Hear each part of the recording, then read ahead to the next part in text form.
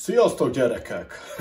A karácsonyi menüsorról van szó, ma is, most is, méghozzá azért, mert nagyon sokan kértétek, hogy mutassam meg, hogyan készül a zsírjában sült libamáj, avagy kacsamáj. A készítési folyamat mind a libánál, mind a kacsánál ugyanaz, én a kacsát javaslom, azt sokkal könnyebb elkészíteni, már csak azért is, mert hogy sokkal könnyebb a piacon, vagy éppen a szupermarketekben olyan májat találni, ami sütésre alkalmas, és nem fog szana szétfolyni. Ez is természetesen olyan étel, amit be tudtok illeszteni a karácsonyi menüsorba, tehát azért van kint a szarvas. Jó. Szóval, mi kell a libamáj vagy a kacsamáj sütéséhez? Először is ez kacsamáj. Azért javaslom a kacsamáj vásárlását, mert az sokkal egyszerűbb és könnyebb megsütni. Jó, ennek a mennyisége azt mondja, hogy fél kiló, vagy egy picivel több, tehát egy fél kilós darabra vetítve mondom a történetet. Először is fogjuk és kinyitjuk a májat a dobozból. Érdemes ilyen vákuumcsomagoltat vásárolni, mert akkor megint nincsen csalódás. Jó? Főleg az ilyen táltás kiszerelés. Lehet látni róla, vagy vele kapcsolatban, hogy jó, kemény. Pedig ez már nem is annyira hideg. A lényeg az, hogy ne legyen nagyon hűtő hőmérsékletű, hanem vegyük ki a felhasználás előtt kb. Egy olyan fél órával a hűtőből. Ezt követően pedig jön egy sarkalatos pont. Először is fogjuk a sót, és bedörzsöljük vele mindkét oldalát. Na, itt az első kérdés, ugye már hallom is, hogy nem lesz attól nagyon kemény a máj, ha besózzuk? Igen, de ez arra májra vonatkozik, amit mondjuk a sertés, vagy mondjuk a borjumáj. Azt is sózzátok be így, jó? A kacsamájat be kell sózni előtte. Mindkét oldalon, és még egy picit így bele is nyomogatjátok, jó? Egyes művelet. Kettes művelet, jöhet a törött bors. Jó. A só után jöhet a törött bors, amelyből mindig frisset használjátok, mert teljesen más íze lesz. Na, ebből is úgy kell bedörzsölni, hogy úgy kell rá szórni a borsot, hogy jócskán legyen a felületen. A másik oldal.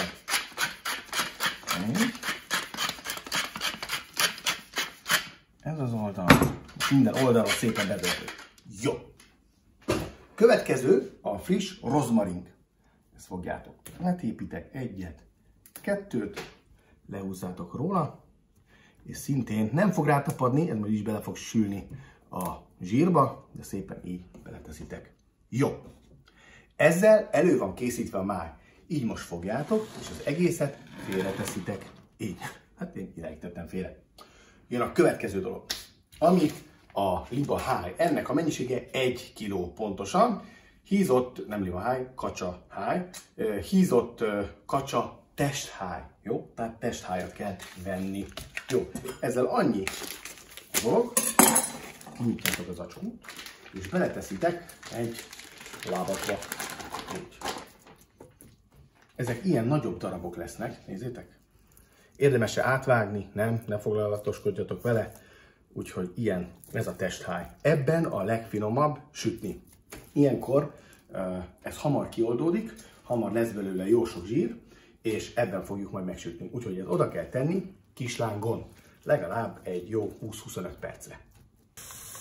Tehát 20 perc elteltével láthatjátok, hogy teljesen kiadta a zsírját a testháj, a kacsa testháj, viszont ebből ugye nem lesz töpörtyű, tehát arra ne számoljatok, viszont a máj nagyon szépen meg tud belesülni. Tehát 20 perc után annyi a dolgunk, hogy belehelyezzük a már beízesített májacskát, hogyan megfogjuk a kezünkkel, és szépen belehelyezzük. Itt még a máj egyébként, tehát nem szabad széthúzni, mert természetesen hogy két részből áll a máj, van egy kisebb része, van egy nagyobb része, megnézzük a hátulján, hogy epés-e nem epés, és így fogjuk szépen belehelyezni.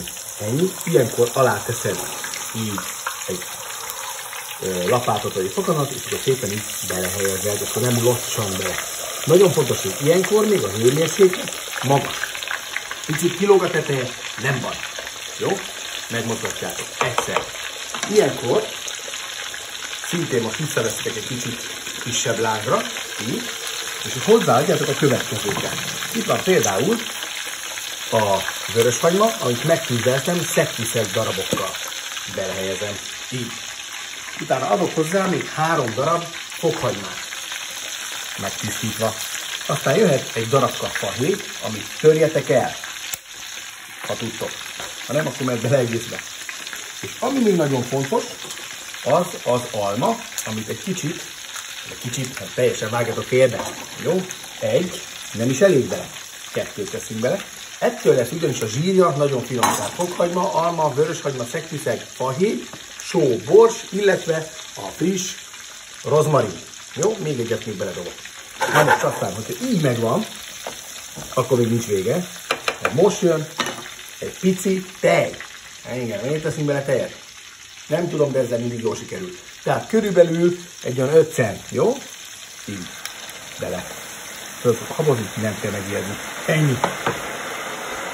Most jön rá a fedő, és ezzel így 15 percig sütjük kislángon. 20 perc eltelte után, akkor nézzétek meg, hogy hogyan is áll a máj. Tessék. Hopp. Felemelitek a fedőt, mert arra most már nem lesz szükség. Lehet látni, hogy a máj ott úszik, almák a tetején, és már isteni illata van. Jó. Mi a teendő? Fogunk egy hurkapálcát. A hegyes felével lefele beleszúrunk a májba. Mint egy ilyen ellenőrző pontot. Pif. Bemegy, és már nem jön a vér, akkor jó úton haladunk a fordításhoz. Tehát még egyszer mutatom, a másikba is beleszúrjuk. Tehát ugye ilyenkor már 2 része van a májnak. Már szétjön. Kisebb-nagyobb, viszont ha ide beleszúrjátok, itt még lehet, hogy jöhet. Látjátok? Ott jön is egy picit a véres zsír, de az nem baj, semmi gond vele. Itt úgy lehet elszúrni, hogy széttörik a máj. Ez megelőzendő. Kell egy lapátkanál, és kell egy ilyen, vagy még egy ilyen lapátkanál, vagy egy ilyen spicckanál. Szépen először alányújtok, így hosszanti irányba az a lényeg. Majd fogjátok, és megfordítjátok így. Lehet látni, hogy az alsó része már szépen meg is pirult. Innentől kezdve fölvesszük nagyobbra a lángot, így közepesre egy picit feljebb. Ugye az elején azt mondtam, hogy kis lángon kezdjük el főzni, ez körülbelül, vagy sütni, ez körülbelül 10 perc. Utána közepesre tesszük, és még 10 percig sütjük így fedő alatt. Utána levesszük a fedőt, és most már elős lángon, megfordítás után még körülbelül egy olyan jó 5-8 perc. Majd mindjárt lemérem nektek, hogy mondjuk ennél a fél kilós darabnál ez pont mennyi. Jó? Íme tehát 24-25 perc a sütési ideje ennek a fél kilós kacsamájnak 1 kiló kacsa testhájban a hozzáadott alapanyagokkal. Na, nézzük, mi is van ez után. Lehet látni, hogy most a máj ugye legalább a 1/3-át elveszítette, így tehát mindenki azzal számoljon, hogy bizony ez kisebb lesz ugye annál, ami a kezdetben a csomagolásban van. Ugyanis elveszíti a nagy részét, hiszen ebben is nagyon sok zsír van. Na de, mit tegyünk? Hát fogjuk és kivesszük a májat, külön rakjuk, így, és veszünk egy edényt, én most direkt ezt a cserépedényt használom, egy szűrőt, és elkezdjük rászűrni ezt az aranysárga színű, nézzétek meg, aranysárga színű zsírt. Azért maradt ilyen szép színe, 1, nem égettük el, 2, hagytunk neki elég időt, és 3, adtunk hozzá ugye az elején egy kis tejet. Most fogom, és az egészet rászűröm, vagy legalábbis, hogy 3/4 részig legyen a cserépedény a zsírral. Tehát leszűrtem a kacsazsírt, és akkor ugye maradt a máj, maradt a hagyma, a fokhagyma, illetve a testhájnak a darabjai. Ez nagyon ízletes tud lenni, kicsit ilyen rágógumiszerű, de nem kemény, hanem olyan puha, és nagyon finom egy kis sóval és lilahagymával, pirítóssal. Isteni. Na de nézzük, mi lesz még a májjal. Itt a leszűrt zsíradék, amit mondtam, ebbe szépen visszahelyezzük. Így. Öntünk rá még annyit, hogy pont ellepje. Így. És ha gondoljuk, akkor én általában szoktam, visszahelyezem a fokhagymát és a vöröshagyma darabokat. Azért érdemes arra vigyázni nagyon, hogy ne lógjon ki a máj, mert ami kilóg, az sajnos be fog barulni és ki fog száradni. Jó? Tehát akkor jöhet vissza még a hagymák.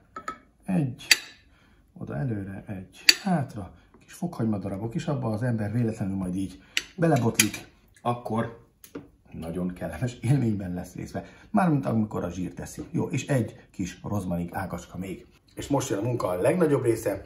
várni kell egy napot, legalább fél napot, mert az a lényeg, hogy lassan szépen hűljön ki, és szilárduljon meg mind a máj, mind a zsír. Ennek az átfutás ideje körülbelül fél nap. Egy nap elteltével, hát így néz ki a májunk, úgyhogy a tetején megszilárdult a zsír, innentől kezdve viszont kesztyűs kézzel kell bánni vele. Vagy legalábbis sokkal könnyebb a zsírtól megszabadítani, és nem összetörni a májat úgy, hogyha kesztyűvel szépen, vagy kesztyűs kézzel elkezdjük szépen a zsírból kiemelni. A zsírnak ugye azért van szüksége a májra, vagy a májnak azért van szüksége a zsírra, hogy körbevegyen, ne száradjon ki, és még finomabb legyen a zsír, pedig egy másik edénybe összegyűjtjük, és akkor abból lesz majd a zsíros kenyér. Most ütünk hozzá kenyeret! Na, de már alig várom, hogy kiássam itt a májat. Szóval elmegyünk, és a felső részét ugye levesszük belőle, vagy levesszük róla, és megkeressük a májat benne. Alsó réteg, így, és akkor innen alá lehet nyúlni, szépen ki lehet emelni. Anélkül, hogy ugye eltörne. Na és akkor szépen egybesimítjuk, így formázzuk, és akkor így tesszük a vágó deszkára. Na kérem szépen! Most levesszük a kesztyűt, azt jöhet a szeletelés. Akkor jöhet a vágás. A vágáshoz egy vékony pengéjű, ám de igen éles kés kell, úgyhogy meg is élezem.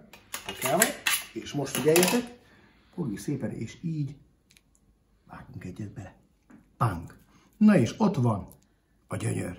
Ezt nézzétek, szép rózsaszín a máj. Vágok még egy szeletet. Így.